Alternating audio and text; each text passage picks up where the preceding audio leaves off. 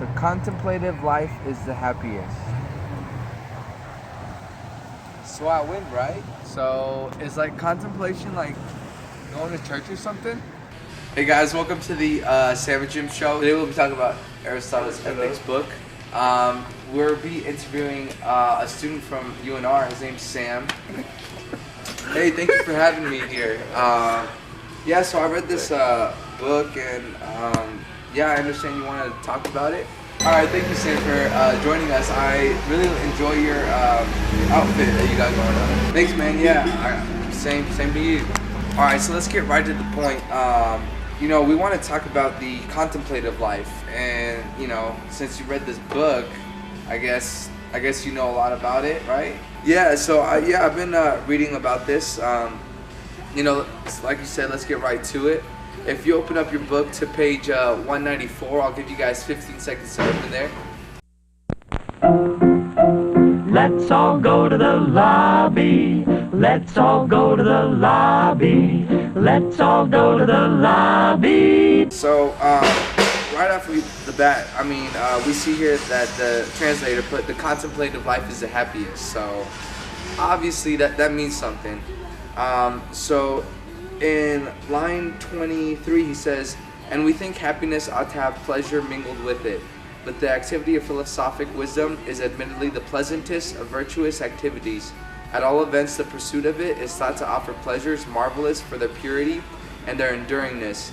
And it is to be expected that those who know will pass their time more pleasantly than those who inquire." Alright, so what does that mean? I mean, it makes sense. Like, those who know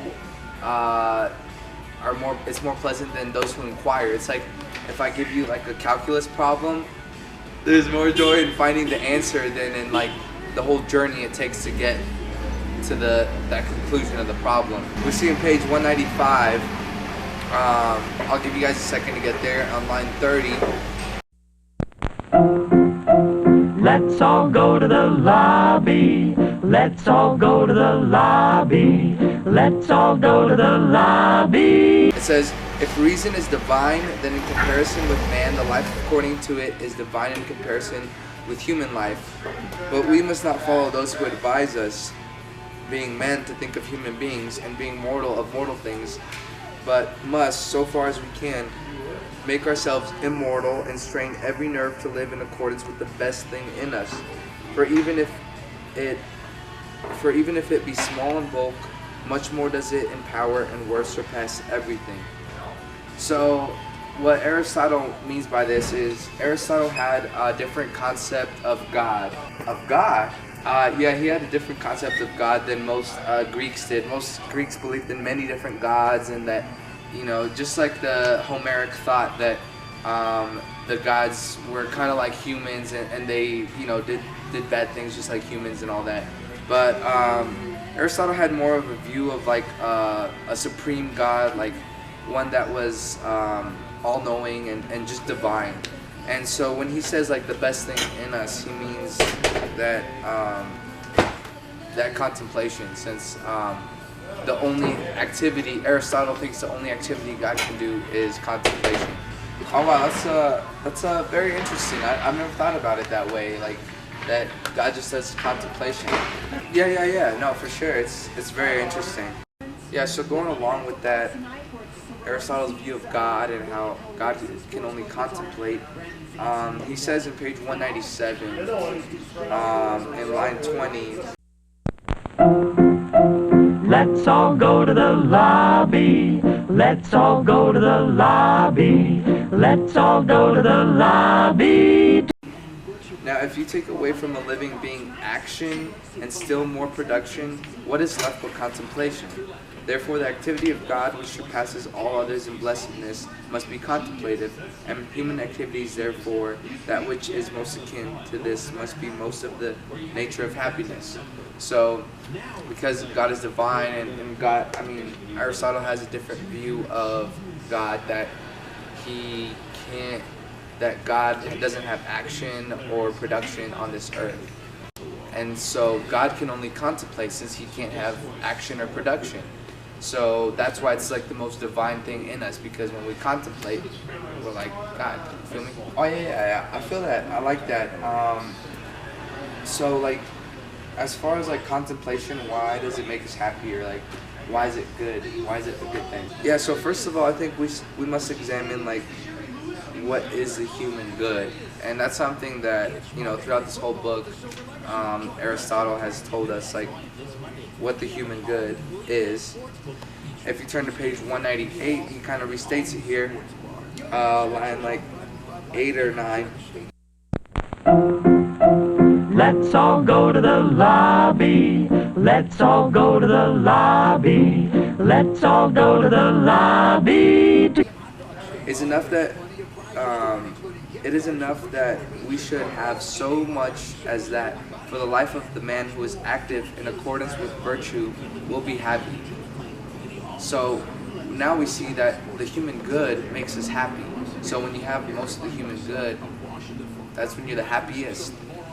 And so to examine why the contemplation makes us happy, you know, let's go deeper into like what contemplation is. Yeah, I like that. That's really good. So yeah, just tell us about contemplation. I'm looking over this, and I see so many different things about contemplation. Yeah, absolutely. Did you just drink from my water bottle? Yeah, I did. I'm sorry, I thought I could do that. All right, so we see in page 196, again, he says in line 21. Let's all go to the lobby. Let's all go to the lobby. Let's all go to the lobby. Are the life and happiness which correspond to these. The excellence of the reason is a thing apart. So the excellence of the reason is a thing apart. That's such a big deal for Aristotle. Like, how do I explain this? So he believes that the non-rational and the conscious are two different things. So our non-rational is like things that we do by habit, or just you know, our desire, going after things that are normal. And then our consciousness is how our like state of mind, how we change things. So I believe that the contemplative life is the happiest, because it's like, if you see an army lunging at you, you're gonna feel fear. That's just natural. That's the non-rational part of the self acting upon you. But then consciousness, that's being able to change your state of mind to like to feel courage. And so that's why it's the happiest, because you can feel and think, like, change your state of mind to and morph it to whatever you want it to be, to the point where it's like in the middle, where it's not on two extremes, where it's not fear, it's not recklessness, it's courage, things like that. Wow, that's really interesting. Thank you so much for that. Yeah, so just tell us more about like how contemplation, like, does it do, are animals happy because of contemplation? Because, I mean, I have a dog and it doesn't seem like too smart, you feel me? I don't think he can contemplate like the way you and I can. Yeah, absolutely. So, in page 187, I'll give you guys 15 seconds to turn there. He says here that on line like 28, Let's all go to the lobby. Let's all go to the lobby. Let's all go to the lobby. he says, happiness extends then just so far as contemplation does, and those to whom contemplation more fully belongs are more truly happy, not as a mere concomitant, but in virtue of the contemplation, for this is in itself precious. Happiness therefore must be some form of contemplation. So, you know, at the very beginning where he says happiness extends then just as far as contemplation does, if we see like 5 lines before that, it says, this is indicated too by the fact that other animals have no share in happiness. So animals they cannot contemplate, Aristotle believes. And so happiness extends as far as contemplation does. So maybe they're not happy the same way we are, like consciously. And then he keeps going and saying, and so we see here that he says, that contemplation more fully belongs are more truly happy. So people who have more contemplation are happiest. Thank you so much, Sam, for being here with us. Again, thank you guys for tuning in to the show, and we'll see you guys next week.